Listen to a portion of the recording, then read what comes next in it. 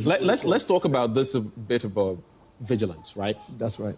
Your men and women were pretty vigilant on the day, but some also feel some of the excesses we saw on the back of the electoral win was on the back of this purported vigilance. And you, for example, I've seen a number of your posts where you're saying, hey, 5,000 people should drop here. I'm going to this area. Or we hear there's something going on at the Tessanor police training and we are heading there. Some feel that kind of rhetoric. While you may be eager to defend what is rightfully yours, may be whipping up sentiments and letting people spiral out of control. How do you react to that? Can you show me a single post of mine where I said 5,000 people? I saw something like that. If it's not exactly 5,000, it's fine. I said 5K men. 5,000 men. I didn't say 5,000, please. 5K what? We spoke a lot in terms that people could not So 5K what? So hold on, like we said, activate all body cameras. People started looking on our agents to see cameras all around them. No, we spoke in coded language. We said, cock and hold. People were scared. People said, what is happening? Is it a gun? No, that's right. But we spoke, the military speaks in terms. So the two military... But you're not a military officer. No, I'm only using an example. Okay. But two people could sit here and speak on a go and say, over, copy it. What does copied mean? What are you copying? But that's a term, you get my point. So what was the code there? 5K, so at the point we said move 20 meters close, 50 meters activate, stand by, stand guard. People did not understand. The digital people got confused, especially when we said activate all body cameras. The digital people were like, hey. But these were terms. So when I said 5K men, jack up, we know what we are talking about. And so what were you talking about? I can't expose my plan here because there are some of these terms we'll use in 2028 again. No, listen. I can't. Malik. We are not doing a plan search. Malik, we're not doing a strategy. Help me here. Yes. You're not exposing a strategy. Yes. What I'm saying is, there is the basic understanding of words. Yes. Right? Yes. And there is also coded language. What could be, and like you said. Coded language. Right. Yes. You're trying to say that when you put up that post about 5K men, this and that. The 5K men, jack up. It did not mean 5,000 people should descend on a... No. Just let me finish. Yes. It did not mean 5,000 men should descend on a specific location and do anything. That's what you're saying. If you want me to activate it in your studio, I can do that right now. Let me activate 5K men, join news, and you see what will happen. But you won't see 5,000 men here. It's coded language. I can do it. Let me write on my Facebook post. 5K please men, don't activate anything. 5K men advance to join news. All right. They're all coded languages we use. Then we confused a lot of people. People were attacking me. All right, but at least it's good to know that you didn't mean you wanted 5,000 people. At a point, the vice chairman of the MPP even said his people should go and bring guns because I said 5K men. They said they should shoot Basintale. I said, hey, because I said 5K men, then when I get to 20K men, you will run away from this country. It didn't mean violence. We are in power. We are here to take over power, but we've won the election. Right. There's no need we fight in this state. Ghana is a peaceful country. Right. I'm a very peaceful person.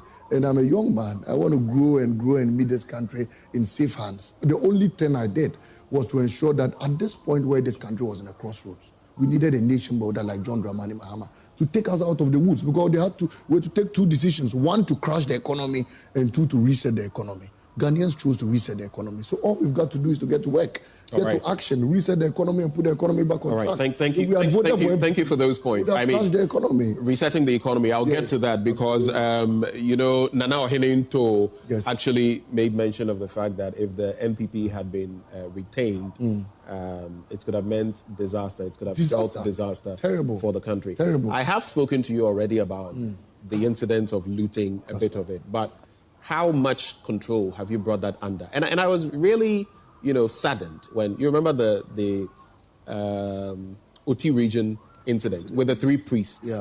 Yeah. Some people, the rhetoric that they were not in. Which person is going to a location like that and will be in a castle? Yeah. You get it. 100%. That was heavy-handed. That was criminal. And while they were trying to safeguard state property, you don't take the law into your own hands. So what is just give me a quick response to these actions and what further action the NDC will take on? Oh, the NDC is looking into it. President Mahama is a peace-loving man. Our national chairman, Johnson Asidun Ketia, is a peace-loving man. And they have taken pragmatic steps. To an extent, I'm aware of the fact that, they have interrogated the regional chairman at the OT region, and then I've asked him to delve into the matter, delve deep into the matter, working hand in hand with the security agencies. So we bring that matter. Your leadership has interacted with the of course, priests yes. and the Catholic bishops. That I cannot confirm. Yeah. That I can confirm, but I can confirm. Well, that we've heard. Yes, we've spoken to the regional chairman, and the party has taken steps. You know, look, put everything aside. If it's true, if we get to a conclusion that it was true that these were Catholic priests and all of that, we need to ask for forgiveness. I mean, we are human beings. You cannot beat a reverend father who prays for the state. And maybe all these people prayed for John Mahama to even come into. And they were actually working. That's the point. For the state. Out of their pockets. That's the point. So to beat them. So that's what I mean. That's why I say that. Look, we are looking into it. I mean, if it's really true, they were reverend fathers and all. Please, let's try and. It's not if it's really true. They were. They are. So let's try and let's move from there. But quick one on the elections. Now you've won. You've won the election. It's interesting how in declaring the results, the EC chair ended. It is finished. Jesus-like. And there was also the acceptance by Dr. Bawumia. It's never happened for someone to accept so quickly. Some have said that in fact, Sami Jemfi posted that it was class statesmanliness or statesmanship. Do you agree with him? And then let's quickly talk about the EC chair and how she's conducted. The truth of the matter is that Dr. Bawumia had no choice. Looking at the results he could have held on till the EC declared. Hold on to what? To that 41%. He could have held on. What are you going to do with 41%? No, but he could have decided not to admit until officially, because there was no official communication. And I'm saying that hold on to 41% and do what with it in your house. What do you do with 41%? You are trailing by 4 million votes. We are at 6 million. What are you going to do with 4 million votes? Tell me. He was trailing by 2 million votes. 2 million, sorry, I beg your pardon. He had in his hands 4 million votes. What was he going to do with 4 million? Your opponent was at 6 million. So if you keep holding on, I'm holding on. What are you holding on to? But at least you can give him some credit. President Mahama had conceded defeat in 2016. Look, in 2016, the tensions in this country. In 2024, I beg your pardon, we didn't even have such tensions. 2016 was a tough one. And let me confess, look, a lot of people told President Mahama, don't throw in the towel. The man came out and then said, look, I love Ghana. I'll throw in the towel. Let peace prevail. As for 2024, this one, we beat them well. As I say, this one was a disaster. But in 2016, there was a head-on. It was a head-on till the last minute. So finally, President Mahama gave up. And in 2016, remember, President Mahama was president, not vice president. Bawumia is vice president. He says he's not in charge. So if you are not in charge, what are you even holding on to?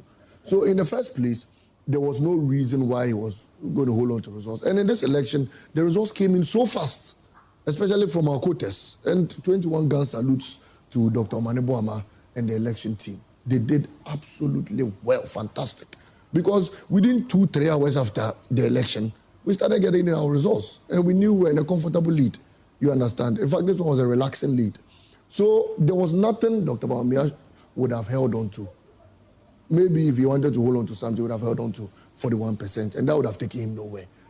He considered defeat because he ought to have done so, and looking at the results, in fact, if I were him, I would advise myself not to worry myself if he's coming back again. Because 1.6 million, almost 2 million. Well, from what we hear, they may be lacing their boots. Yeah, but it's good if he comes back. If he comes back, it's good for us. You know, in 2024, we told them it was good for us. My boss, lawyer Sami Jemfi, he sat in this studio and said he's happy with the decision. I said it. I said I was happy with Dr. Bawumia. In fact, I remember, I've forgotten whether it was Kofi Adams or somebody, but the person said that the president-elect had intentionally